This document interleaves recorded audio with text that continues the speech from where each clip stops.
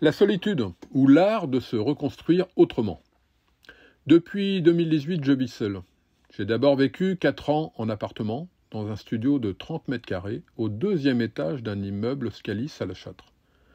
Tout était presque parfait, mis à part mon voisin du dessous, qui était en déplacement toute la semaine, mais se bourrait la gueule tous les week-ends, avec la musique à fond, sans se soucier des voisins.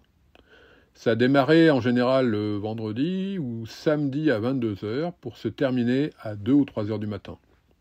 Je lui ai demandé gentiment de baisser X fois. Les réponses étaient toujours les mêmes, des insultes. J'ai fait venir la gendarmerie. J'en ai parlé à mon bailleur social qui s'en foutait complètement. Rien à foutre.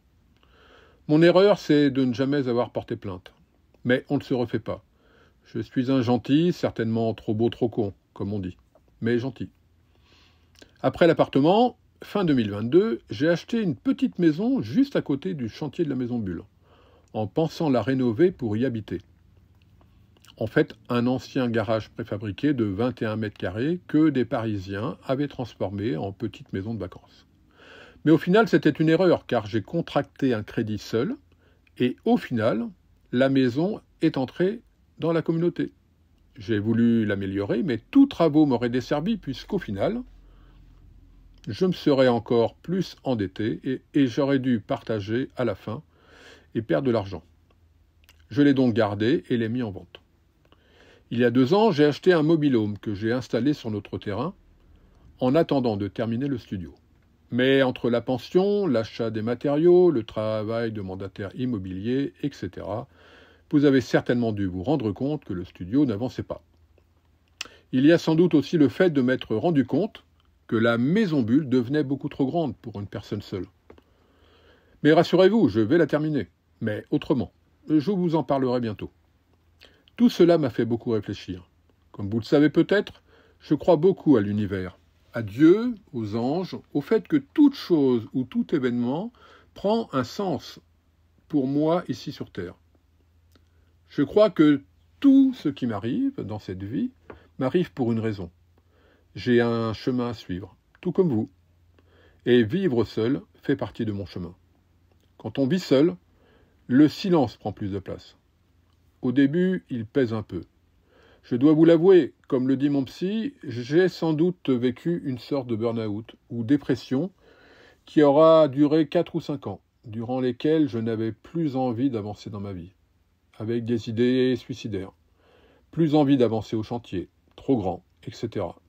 Et puis peu à peu, le silence devient un espace où on réapprend à s'écouter, à se retrouver, à savoir ce qui compte vraiment.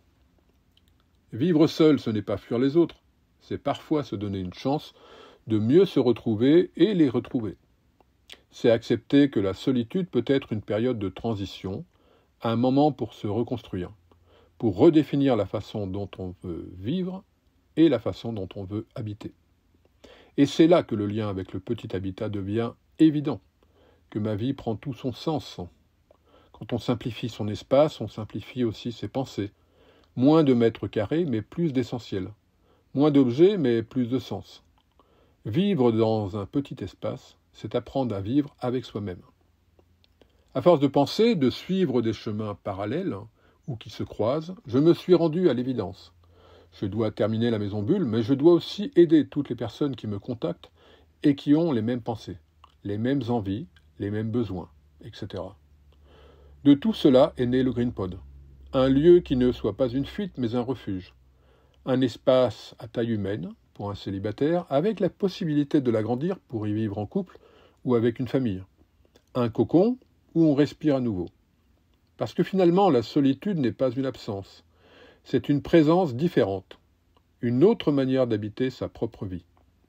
Et quand on arrive à faire la paix avec tout ça, on découvre que vivre seul, dans un petit espace proche de la nature, ce n'est pas une punition, c'est une liberté.